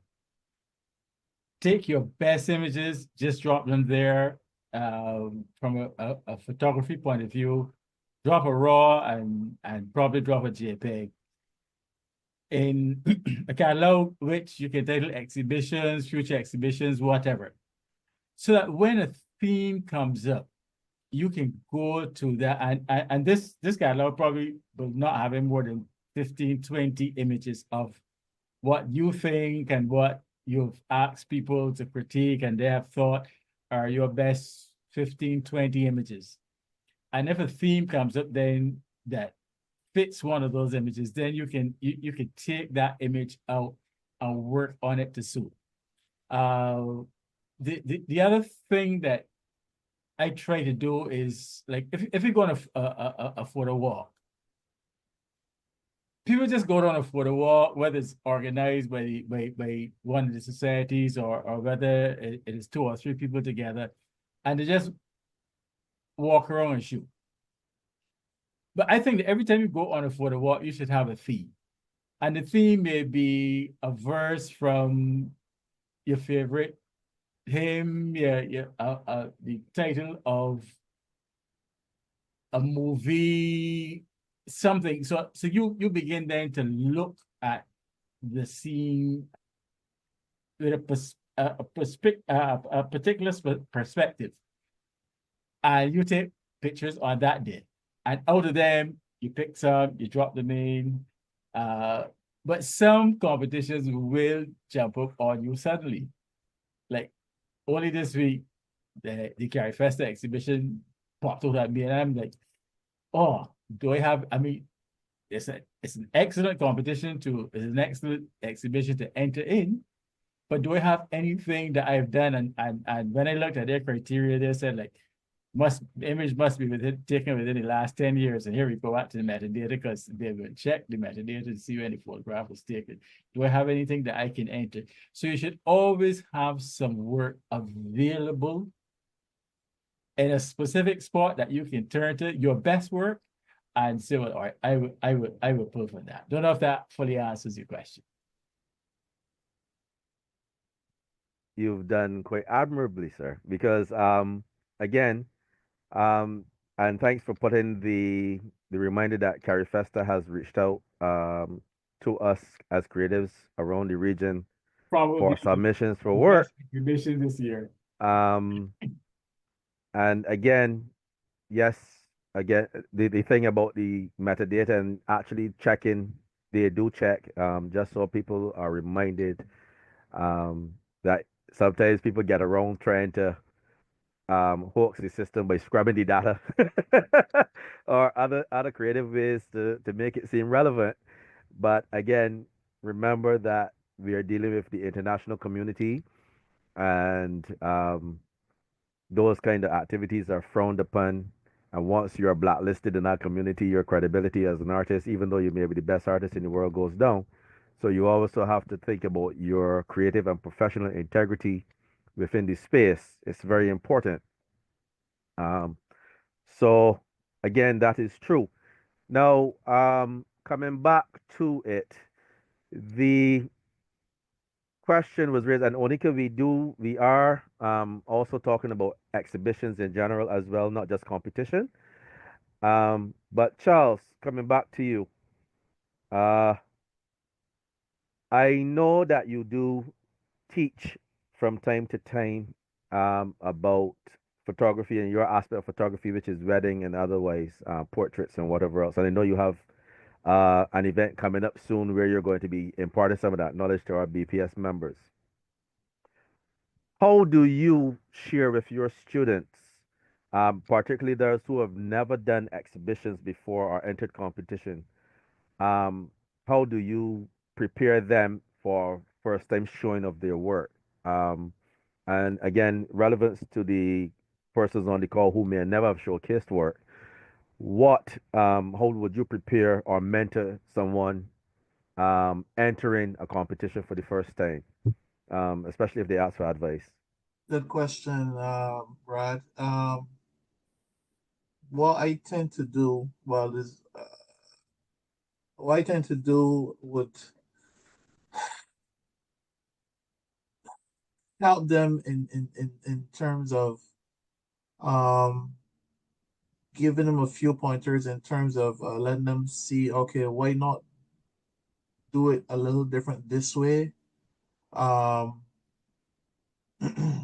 and as I remember, one of the things that our dear friend Sean Fuse would say is always watch your borders as well to make sure your image is clean and you don't have any distractions as well. So sometimes they may have to go back and maybe do a clone out or maybe do a crop just to make it cleaner. Um, not on also don't always just rely on my point of view. Also, I would suggest somebody else, say like you, to also have a look at it, or somebody else that I also know as well. I'll have a look at it and give them a better point of view because you can't only just rely on one person um, for that because they would think that okay, there's only one way of doing something, but just giving them multiple choices that they can work with, which will help them in improving on their work. Um, it is I would never put them down. That's the other thing I will always do is not ever put down the student on their work. I always tell them it's your eye. Everybody has a different eye. So just think of it that way that you can improve on your style of work. You're getting ideas from other people who has different styles, but also remember you have your personal eye, but try to improve on it, and which will help you um, have a better education on what to do with your work. Thanks for that. No, I know I threw you a bit of a curveball, but no, this is to the general panel. Um, I know we talk about the individual preparing, and everyone mentioned having other people look at the work and giving feedback, not criticism. I like to use the word feedback as to what they think. Um, the other side to that, even though we have experienced photographers, um, how important do you think mentoring is in relation to photographers and artists preparing for work and having, let's say, an experienced photographer who's been there, done that, helping to shape or guide the particular path that you are taking for your genre of work. Because we all aren't strong in all aspects, but we may want to, for example, I'm street and landscape and documentary style, but from time to time I might want to enter a portrait competition. Really do, but when I think about it, I might ask Hugh or Charles for some advice, which they readily give. But how important is, say, mentoring, especially the more inexperienced photographer, and preparing for either competition or exhibition? And it's open to any of the panel. All right, well, I'll kick this one off. I'm gonna segue a little bit. When I was doing my first art fair, I was a member of Jamaica Photographic Society at that point. And honestly, we had about three or four other photographers that were doing it as well. And God bless them. They literally walked me through it. I mean, their input was invaluable, from checklists in terms of what I needed to bring to transportation to everything. They assisted me with everything. When I was entering, so to go back to competitions now, when I was entering competitions, I had certain people that I would call and say, I would take them to lunch, or I would ask them, it's their time, right? So can you come look at these images for me? And sometimes I was petrified to do it because I'm like, it's your babies, right? But you need the feedback, and you need the constructive feedback to see, okay, this is not gonna work. Don't bother with this one. This one looks good. You need to make adjustments in terms of this, and this. Again, find somebody who you respect and who knows what they're doing. You also may have to pay for that feedback. You may not have somebody who's readily available to say, okay, like a Bradley. I can call Bradley and say, can you help me with this? Or a Hugh, and can you help me with that? Sometimes you do have to pay for the feedback, right? And that might just mean taking somebody to lunch. But it is invaluable in terms of the experience and the exposure and the confidence that you gain from the person listening to you, from the person going through your images. And sometimes some of the things you think would not work, you're like, yeah, you need to enter that one. And you're like, no. So it's all in the process of the whole competition thing. And as Anika said, put on your big girl or your big boy pants and taking the emotion out of it, right? And fail faster. I had a friend say that to me some time ago, and it just means fail faster means take the constructive criticism, make adjustments, and go forward, right? So that is where mentorship comes in, and I think it can play a very pivotal role if you can find somebody to mentor you. Well, before we go to one of the other panel to answer, there's a question from the floor, and the individual has asked, how do you deal with a mentor who might want to mentor you, but who may be extremely critical their experience, but they criticize your work off the bat, and then you start out thinking that you're learning from them, but then you realize that they're more sabotaging or hindering you than helping. And how do you maintain a relationship and quietly extricate yourself from that not so symbiotic relationship?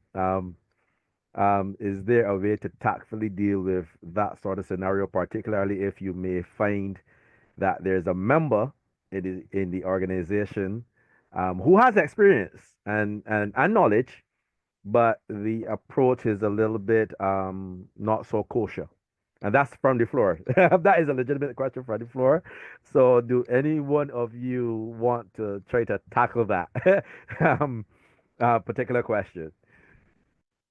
I I think I think Well, the first thing is you have to make sure that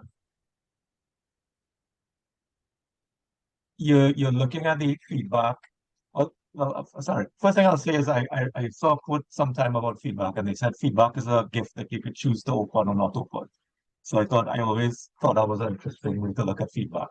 I think you have to really be honest with yourself and ask yourself, is the feedback, is it that it's too harsh? Is it that the person is trying to sabotage me? Or is it that I'm not prepared to be honest with the feedback that I'm getting? So I think that is, I mean, nobody can tell you that. I think you have to kind of really figure that out for yourself.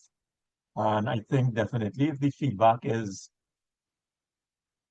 being done not in I mean, I always think feedback needs to be constructive. I mean, regardless I mean, that is the point. I think that's the whole point of feedback.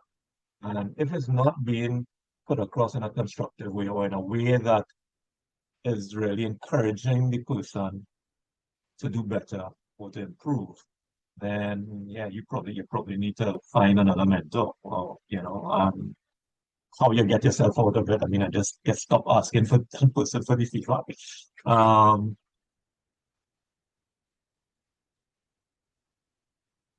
Yeah, I mean, yeah, to me, it's firstly, I mean, really just discerning, really, if it's bad feedback they're getting, or is it that you're just not prepared to take the feedback? I think that's the first thing you need to figure out, and then afterwards, act accordingly.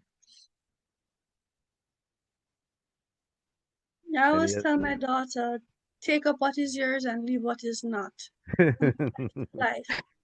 It's No, because it's people true. project things on you that I'm like, a friend of mine has control issues and she's always trying to project it onto me. I'm going off topic of photography, but it applies. So, in other words, I need to realize, okay, this is her, this is not me. So, I'm putting her stuff down and picking up mine. The same thing applies for photography. Is it that the person is being overly critical, or is it that what they're saying does not apply to me or my work, and put it down so it does not apply to me, and take up what applies to me and get a second opinion, right? So if I come to Bradley and I don't like what Bradley says, I go to Hugh, and Hugh gives me hopefully not what I want to hear, but constructive criticism. And then I was like, okay, Bradley has an issue, it's not me, it's him, move on. May even get a third opinion, right? To say, okay, who's the tiebreaker, right? So I go to Chad and I said, Chad, out of these images, which do you like, right? Give me some criticism or some constructive feedback. And then I was like, okay, he agrees with Bradley, so obviously something is going on here, and I need to take another look, right? But yeah, get feedback from multiple sources. Don't just rely on one person. I think that's part of it, and do not take up what is not yours. Life is too short. Thank you for that, Melinda. I just wanted to add another. I remember reading or hearing a story somewhere, and it was someone who was at a portfolio review, I think. And the way the person doing the review, they asked them before they started, they said, do you want honesty or do you want encouragement? And I think, you also have to know what you want out of a review or what you want out of feedback. Some people can't take the honesty, and then you get discouraged.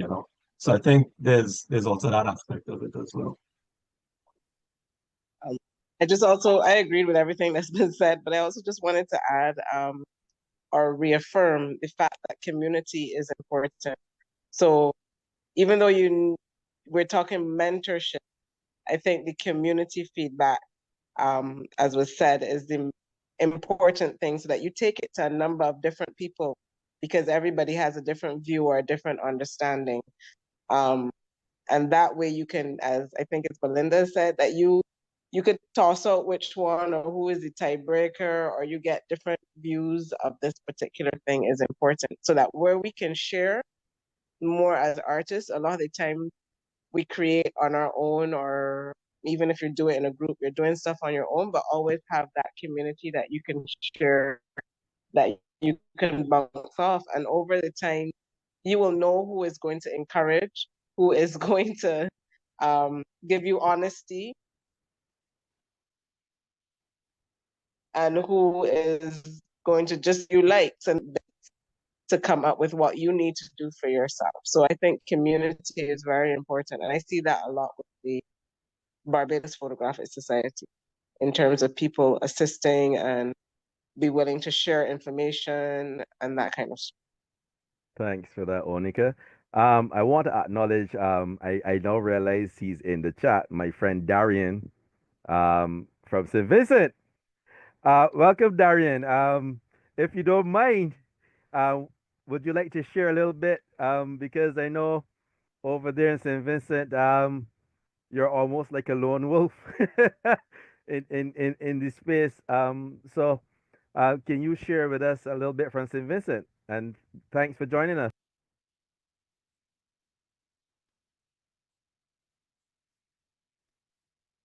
Hi, good evening, everybody. Can you hear me, Bradley? Yes, I can, my friend. Yes, I can. Okay, fantastic. Yes, good evening to everybody. A pleasure to be here. Thanks for the invite.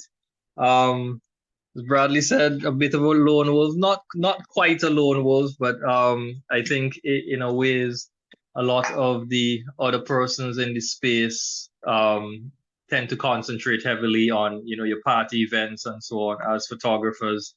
And I'm not sure many of them are particularly interested in the idea of exhibitions and competitions and so on, because it's just typically not the realm that they do a lot of their work in.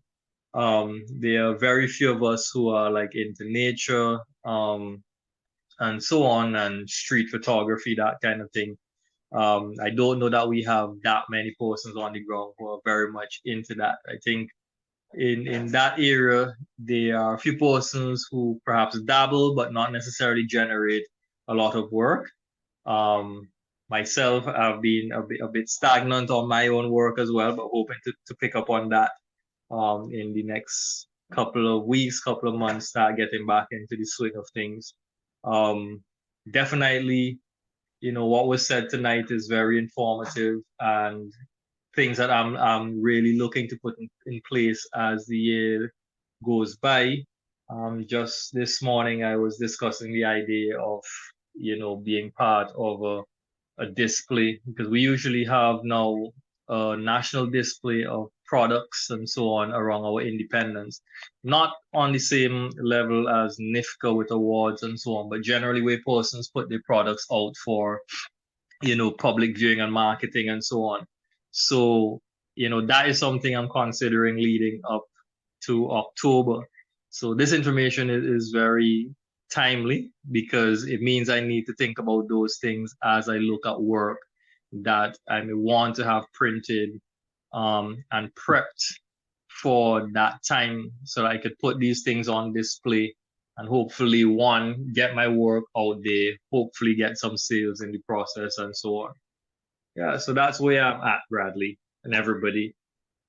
Okay, so if I can ask you a further question, I know that Jamaica, we have some fairly strong societies over here. How was it in St. Vincent? Because I mean, in terms of Belinda's vision for Caribbean integration and for photographers, um, do you have a society that we can share with and kind of bring into the grouping where we can do some exchanges and stuff like that?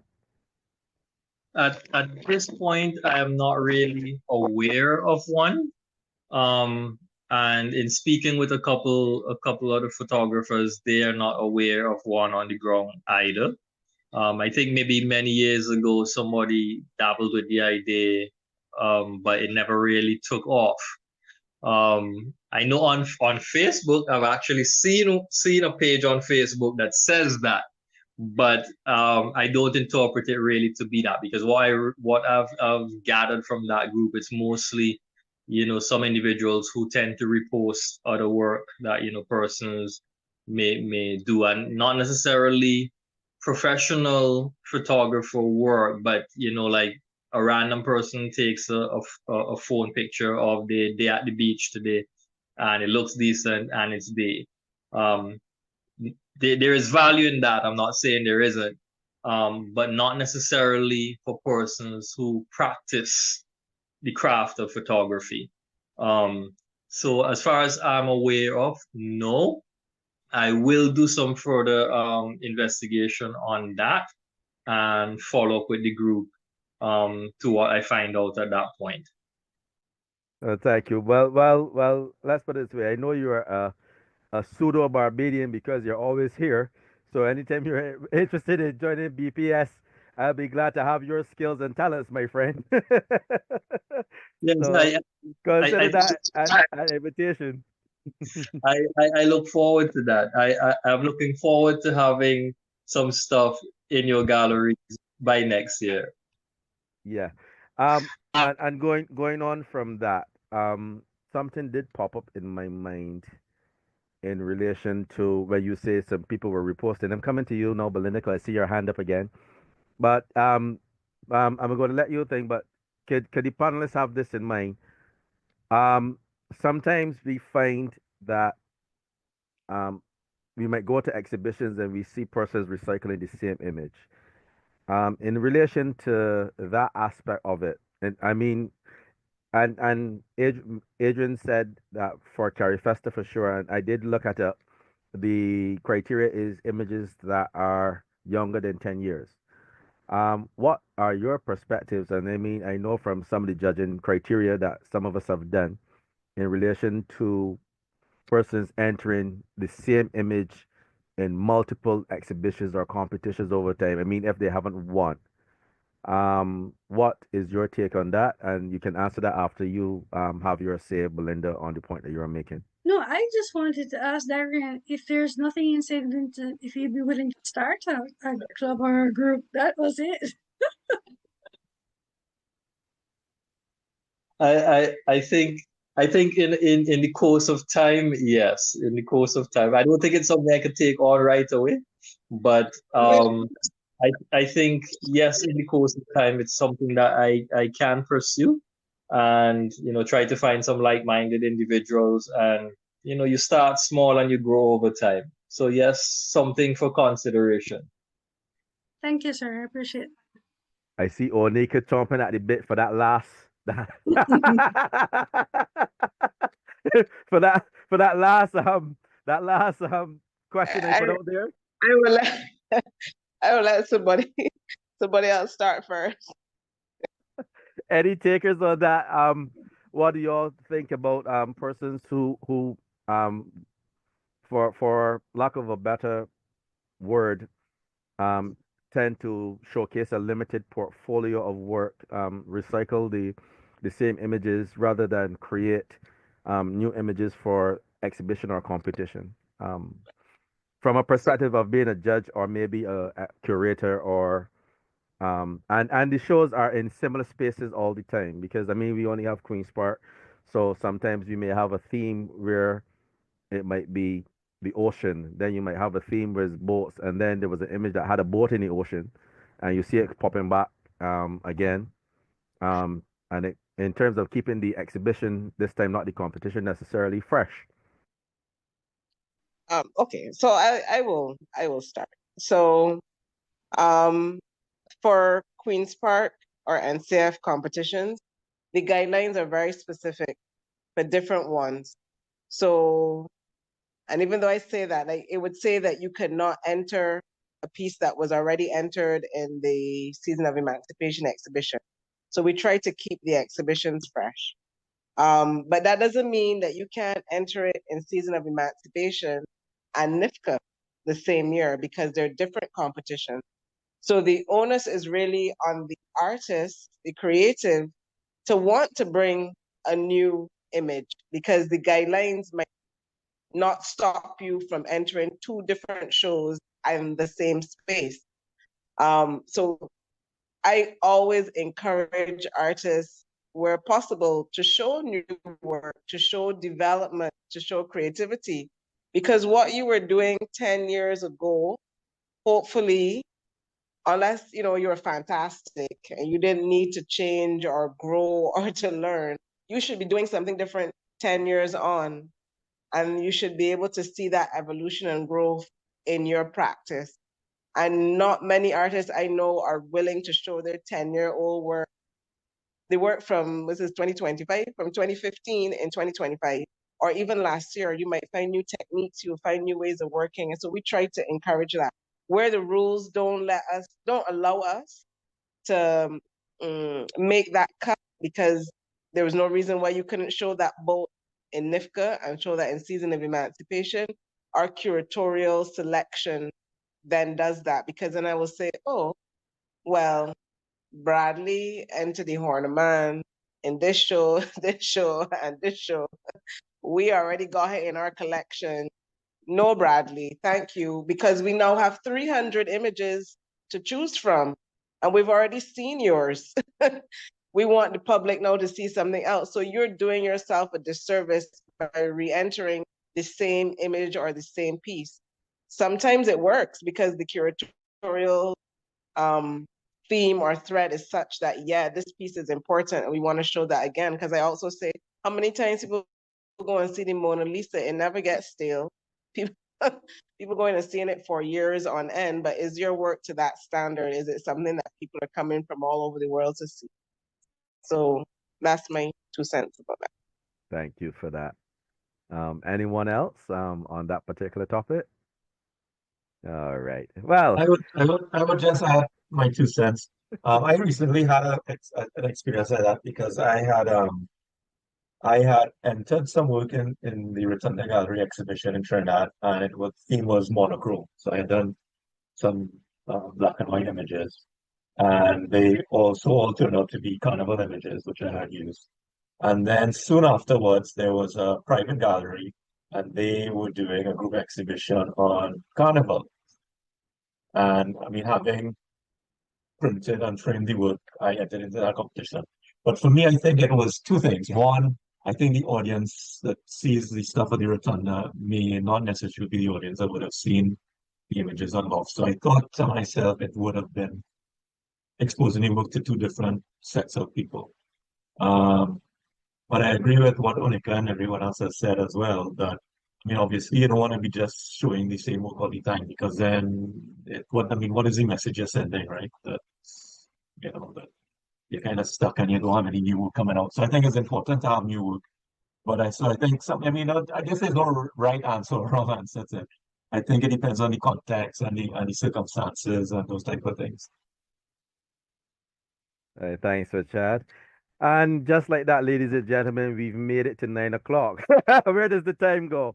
Um, so, in the interest of time and having had such a robust discussion, um, I want to go around the table and ask for some final words from everybody before we sign off.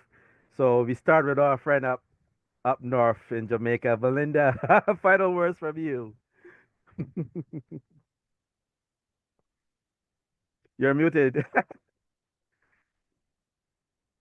Sorry. Yeah, I would encourage everybody who can to enter competitions. I think it's a worthwhile experience going through the process and growing and learning along the way. My only caveat to say is make sure that you take the emotion out of it and just try and get as much constructive criticism as you can and move forward, right? Because these are your babies, but they're also, you need them to grow and you need them to get better. Just like if you had a child, you need them to grow. So look at it from that perspective. And the only way to do that is to get your feedback and to get better each time you enter a competition. So that's my final. Thank you. Thank you for having me. You're quite welcome. Chad, from you. I would just say two practical things. One is depending on the competitions you enter, some of them do give feedback and review and feedback on your images. So I know the lens culture competition is one that I've entered before, and they give really, I thought, constructive feedback on the images, even if you didn't win or place or anything. So I think look out for those kind of opportunities. Take part in portfolio reviews if you can. It's daunting, but again, depending on who does the review, you have a lot to learn. And I think I made a point about not waiting until competition before Most competitions and exhibitions, they need your artist bio and your artist statement and those fun things that we don't necessarily enjoy working on. So while you have the time in between things, work on those things and keep hammering them out. So when you're ready to submit, you're not struggling to pull something half-assed together. Thanks, Chad. Sarita? I would just second what Belinda and Chad said. And I would say the artist statement is actually really important. And it's very hard to write.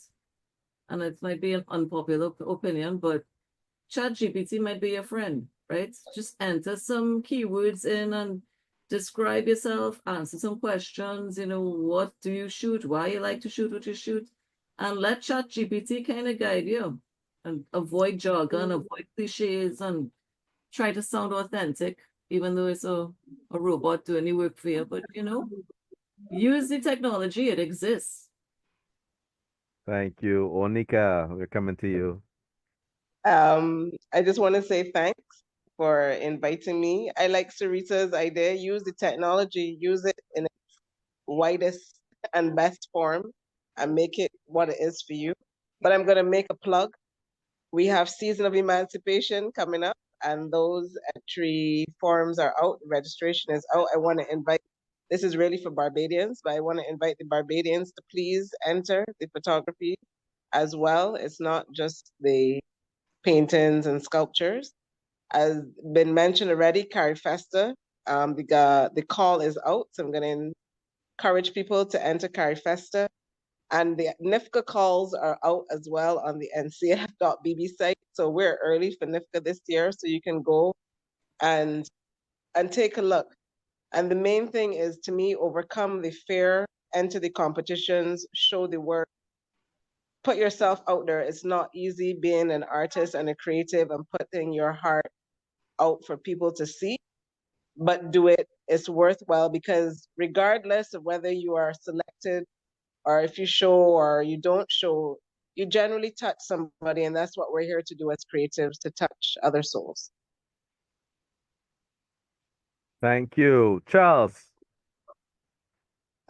Yes, I will pass on the same sentiments that everybody is saying. What I will also say is keep pushing, just get yourself out there. Don't be frightened. Like, okay, we have in the BPS, we have open wall. If you're not too sure, or as I don't know if the other societies have them, like how we have in BPS, we have open wall. We can bring your images to the open wall. If you don't want too many people to see, bring them there, and we can look at them and we can suggest things for you, give you a push. At least you get at least some of the images that are being shown, and we can tell you, okay, things that you can do or whatever. It will help you a lot more. They will give you that push to get yourself out there as in the exhibition world, and you realize it's not really. It can be a little bit intimidating, but with the push of the other members and the mentors, it will definitely give you a lot of help to get yourself out there, and you realize it's really not much. It's just images being portrayed. So just keep at it. Thank you, Charles. And Mr. Paris, we end with you. Your final thoughts. As you say, bringing up the rear. I like to echo all the sentiments that everybody has said. A few key points and takeaways for me. Keep practicing.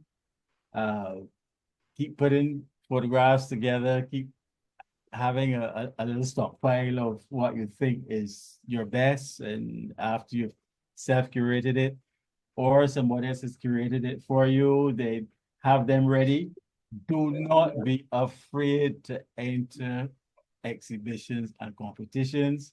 The only thing it can do for you is teach you and make you stronger. Always be prepared. And for the Caribbean group, I'd say make an effort to submit some stuff for CariFesta if you have it. I know the submission dates are close, but submit some things for CariFesta. for the Barbadian group, we have NIFCA, you have the Emancipation season, submit some stuff, but most of all, do not be afraid to enter competitions. If you fail, if you don't make the first cut, you have learned something. As Obama says, everything is a teachable moment. And of course, always keep the theme of telling a story in your photography, unless it's something specific like portraits and that kind of stuff. But if the theme is open, like street photography of the year or street photography, it gives you a lot of flexibility, make the most of it. So with that, I'd like to say a good evening. We had a good turnout and I was glad to be part of the panel.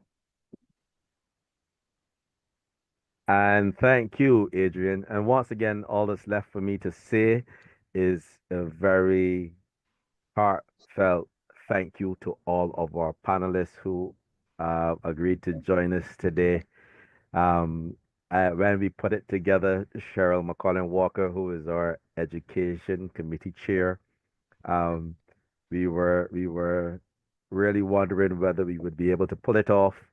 But when I reached out to you guys, everyone said yes. Didn't even second guess, didn't even have to think twice. So I'm very heartened to say thank you once again for making this evening's panel discussion what it was. I want to say thank you to everyone who stayed on the call. We had 34 persons participated this evening, and everybody stayed to the end. I want to say a heartfelt thank you. Thank you, Onika, for sure. You're always ready and willing to support BPS and in our endeavors, and we were glad that you could join us this evening. So, once again, and to my friend from St. Vincent, my Vinci Bajan, Mr. Olivier, thank you so much for taking the time to join us. For sure, when you're ready to start in St. Vincent, you have a whole panel of people here who are ready to and willing to give you that support. So for once again, thank you for coming on with us. And Adrian gives you the thumbs up.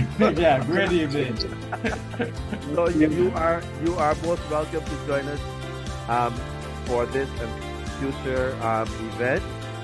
And all that's left for me to say to everyone is once again thank you for joining us, and you have a very good night. And we look forward to seeing your work in the future. And again, as Adrian said, don't be afraid to show your work. Don't be afraid to go there. It can only make you stronger. So with that, ladies and gentlemen, thank you and have a very good night.